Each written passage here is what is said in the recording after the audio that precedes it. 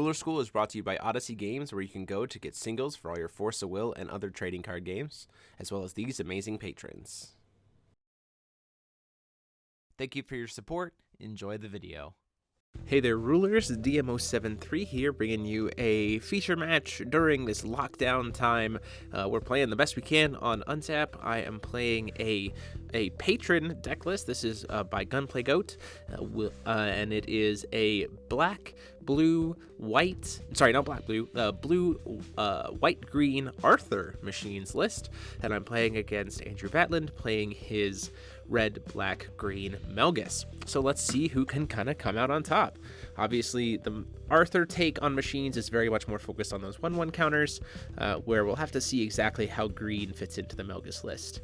So we're going to be on the play here as the Arthur player, so we're just kind of finishing up mulligans here. Pretty strong opener, and you see we do have that Kaguya in hand, which is why we're kind of playing the white stuff, pretty much just for sideboard cards or Kaguyas in the main. Turn 1 Deep Woods is pretty good. We're going to play out that turn 1 Vivian just to kind of set up that early aggression and then see how it goes. Rune deck wise, you see we have only one pure rune in the form of Maintenance, which is the one that really matters. Nature's Beauty is also helpful to just be able to like win out in matches where we're just kind of like both stonewalling a little bit. See a turn 1 Guinevere, so unfortunately not a strong start on Melgis. Bringing in our second stone, hitting that Light Vapors, feeling really good about that. So we're going to go ahead and do Explore the Unknown here. And the beauty is Maintenance is a 0-cost instant speed rune, so it can't be canceled by Don't Cheat. We have the Kaguya in hand already, which is nice. Ultimately, we're trying to hit another Kaguya or see like a Mariabella or a Deus Ex Machina. We didn't see any of them, so we're going to have to ship them all, which is a little unfortunate. But now, because we have Maintenance out, we get the usual kind of potential for Maintenance. We can kind of surprise him with a Kaguya for 2 cost with the Maintenance. So we'll go ahead and just swing in the air for 3 with Viv. Can't get blocked by the Guinevere. It's probably not going to get attacked by the Guinevere. And then we're representing being able to use the Maintenance to pump it up to being 5, as well as being able to flash in Kaguya on the Melgis player. So we're just going to pass the turn there.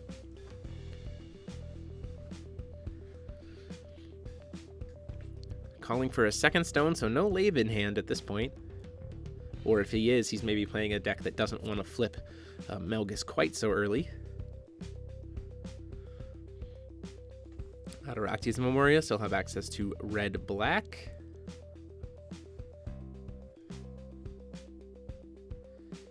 See what we come down here. Now we're obviously, we saved the Kaguya kind of for like heavy hitting spells or the Regalia. So he's playing 2-drop here. He plays the Shakti. Now we think about that for a second, but ultimately we decide to kind of just let that happen. We're like, wait a minute. We don't really necessarily need to worry about the Shakti because he only has 1 will to be able to make use of it, and there's not really any 1-drop sword arts that we're particularly concerned about right now because the best he could do would be like draw a bunch of cards by paying his own life. So we're going to actually just go ahead and let it happen. And then what we can do here is actually set up our Vivian here pretty well by using the Determination to get a 1-drop machine into field and into grave. So what we can do here is grab a second Vivian, which is really nice, and then send probably like a Guinevere or something to the grave. At this point, it doesn't really matter which one we send to the grave. Probably it's just some deck thinning at this point. You could send the twin robots as well if we had like a machine lab to be able to make use of it, but ultimately we're just going to get rid of the Gwyn. So this will get us a counter on the Vivian before we even recover.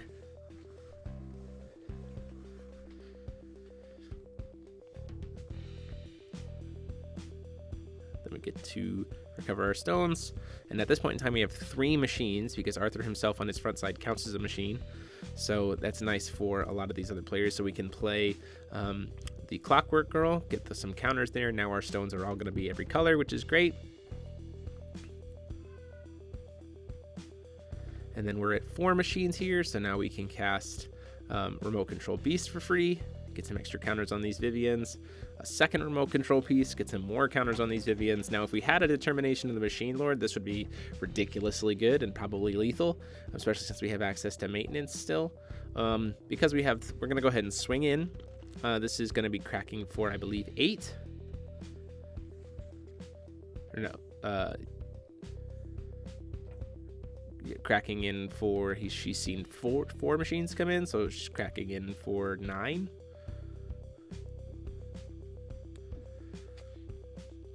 And then we're going to go ahead and play that Maribella's Work because it's free, because we have those 5 machines, still leaving up the Kaguya to kind of push pressure back, and then still we have access to that maintenance. We're not going to use it preemptively.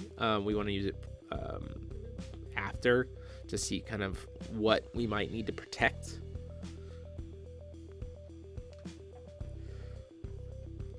So Guinevere is going to come down, use its effect.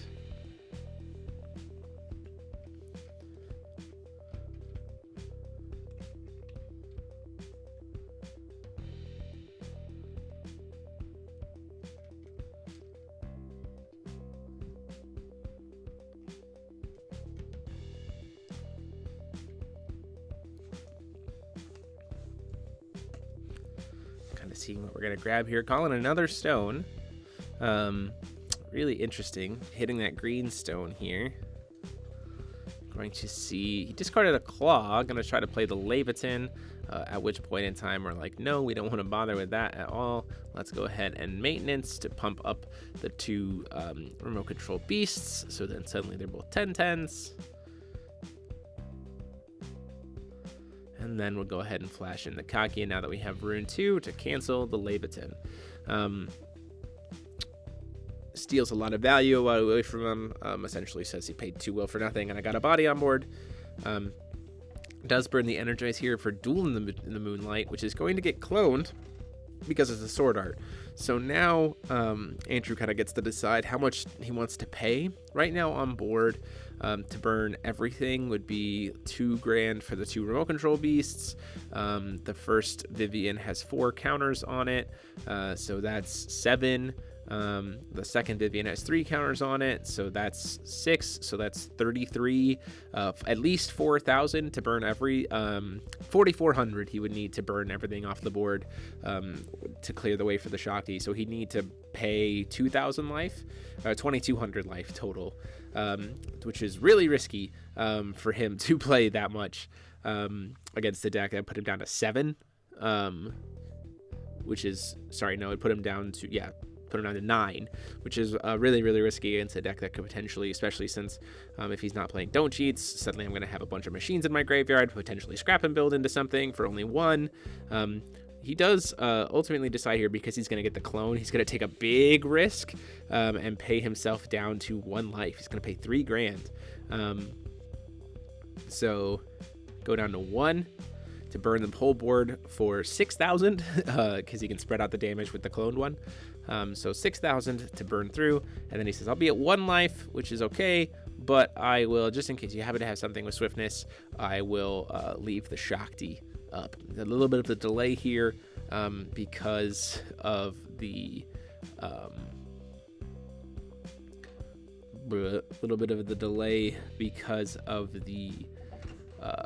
untap being a little slow. Untap has been having some difficulties here, but we were at least able to get here. Now the life totals might be a little bit wrong because of the swing from the Vivian, the second swing, but ultimately with the state of where we were playing right now, we saw it as being 1 life left. Completely tapped out though, which is not a good position to be in. So he drew 6 cards, which is great for him, but ultimately he can't play any of them, which is a real big risk.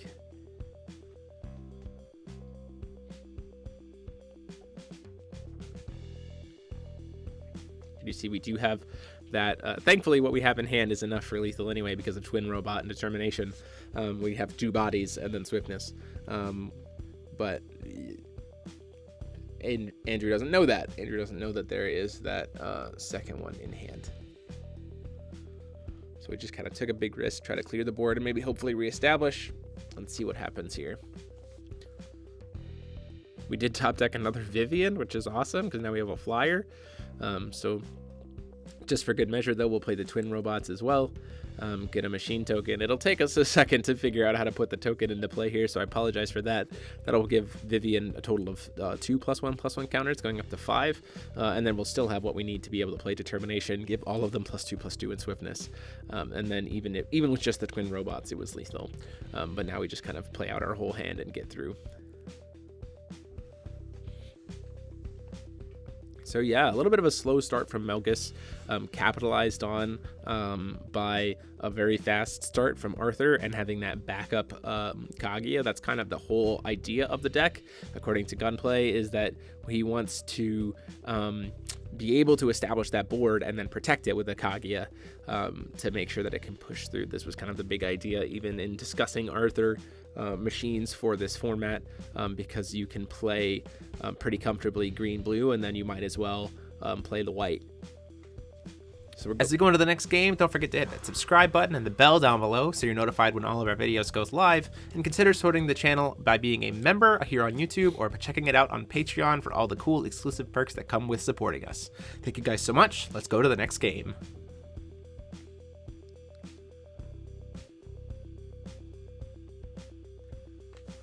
So game 2 here, Melgis choosing to go on the draw again, which as a Regalia deck makes 100% sense. No Kaguya, but we do see a nice strong potential opener with that Deus Ex,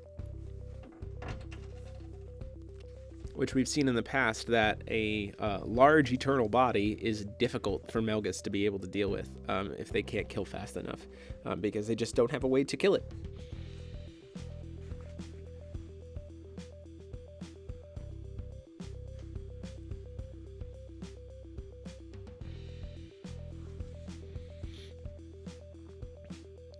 Down comes the turn 1 Vivian again, and we'll just pass the turn there. Next turn, we're probably going to see Twin Robot to put a couple more counters on the Vivian and then to be able to swing through aggressively.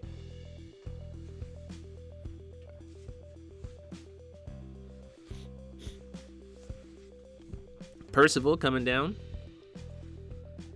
being able to go grab potentially a Leviathan, hopefully a little bit faster start for him this time around, especially with having Energized. That could be, we could see that come down on turn 2.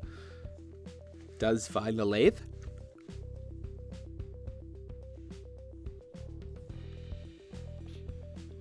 The advantage that Vivian has in this matchup, being able to burn counters to tap stuff down, essentially turns +1/+1 counters that have been damaging your opponent into life gain, is pseudo, because you just like tap down the Resonator that was going to attack, and you essentially are not taking the damage or gaining the damage back in life. It's kind of an interesting mnemonic that a few of my friends have have they seen that effect, that it's kind of just like pay 2 counters, gain X life.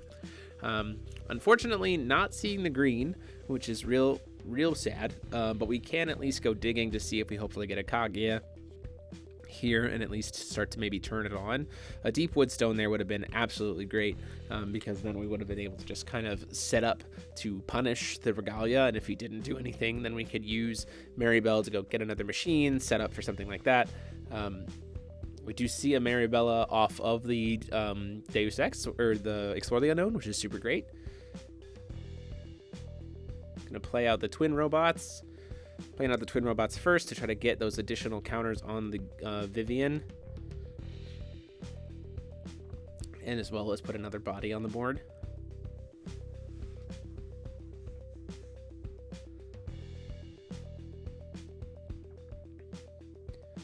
Putting a Guinevere down, attempting to pump up the Vivian.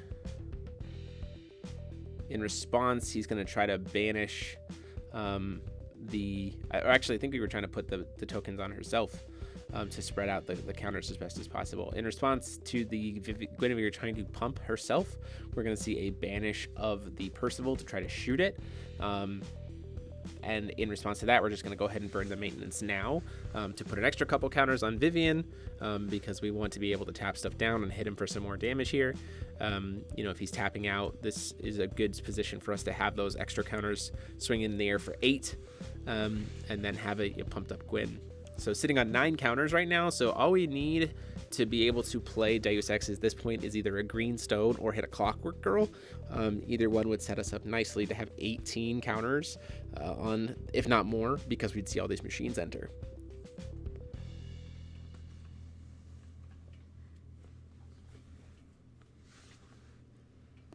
Seeing that second Stone Call from Melgis. Ataraxia's Memoria, still no green. Haven't seen what the deck is trying to do with the green. Down comes the Leviathan. We don't really have anything we're going to do to stop it, so, but he can't Judgment this turn, which makes us feel really good. He's probably going to grab a Stranger. That's assumed to be one of the modes. The question becomes, does he want to try to burn something for 5? He could burn my face for 5. He could try to burn Guinevere, but we just banish the Twin Robot in response. He can't banish to save the Vivian. He can't do enough damage to save the good Vivian. The 7-1 is okay, but it would just have to swing face. It couldn't kill the Vivian as it stands right now because she's 800 attack. So it's kind of a really weird position for the Melgis player to be in, playing Regalia here, because really the only mode is get a Stranger and then maybe push face for 7 damage. Which, as the deck that's currently in the aggressor slot, it makes more sense for me to just like take the 7, because I can, you know, push back much more damage once his board is clear.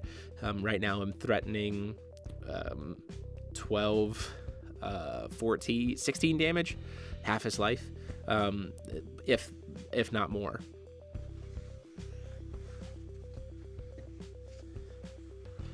Finding ourselves a little 0 token to represent the 7-1, so we did go with that.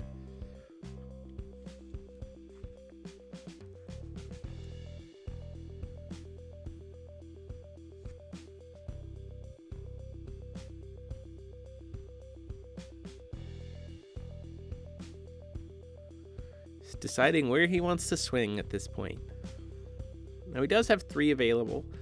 So if he had like an Awakening of the Flame King in hand, that would be probably a good card to play right now. He'd get a lot of stuff off the board. The problem is, again, we're still stuck at that Vivian being able to tap stuff down. So it's kind of a little suboptimal, because it's not going to be able to kill the Vivian or the Guinevere. And so we just sacrifice the Twin Robots. Instead, he's just going to swing face. We're going to take the 700. Before recovery, we're going to go ahead and try to cast Maribella's Work. In response to that, he's going to Bloody Break Awakened to kill the Vivian, which we're going to go ahead and sacrifice it to Guinevere to get some extra counters and draw a couple cards. Now you see we did so we top decked that and then did draw into a Clockwork Girl, which is excellent because now we can set up for the Deus Ex Machina play, and the best way to do that is to sequence it out so we have the most counters possible, and that would be to swing first, and then banish our Twin Robots to the Guinevere, so that they get even more counters. Guinevere can swing in, and then we can just play Deus Ex like super buff. So we get those 4 counters from Clockwork Girl. Now we have access to green from our Water Stones. Swinging for 2. Swinging for 2.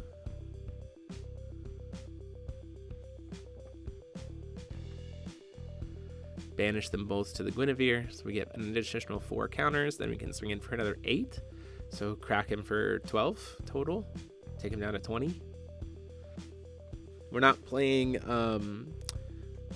Camelot in this deck, so there really is no reason to play it. To not at least attack. And then using the green, we're going to be able to play Deus Ex. We're going to pull all but 1 counter from the Clockwork Girl because we want the extra body on board, and then pull all the counters off of Guinevere. She hasn't taken any damage, so she won't die. So we're just going to pull all the counters off of her as well. And then suddenly we have 26 counters on, because we double it up, we have 26 counters on Deus Ex. And so he's infinitely large for this deck, and again, he has State Eternal and Flying, which flying in general is hard for Melgis to deal with. Eternal is especially hard, and now we can spread out the counters however we want as well, so we can keep our own creatures alive if we need to. Next turn we can push a bunch of damage, and we still have 2 blockers up. So it's going to be, and if he did want to Judgment now, he'd have to have found a second copy of Lave, so it doesn't seem like he does.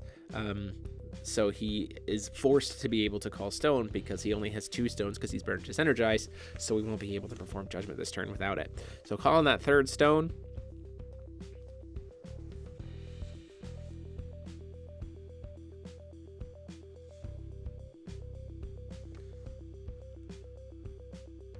Down comes potentially an Awakening of the Flame King. Wouldn't be bad here. We'd probably just burn a couple of the counters to save what we have on field because we still have lead, so we could give probably 3 counters to Guinevere and then 4 counters to the Clockwork Girl to keep them alive. Or we might just let it happen, let it resolve, and then just let the Deus Ex be this big beast, because there's nothing really, I think, that they could bring in that's a 3-drop or less, again, that could answer this Deus Ex Machina.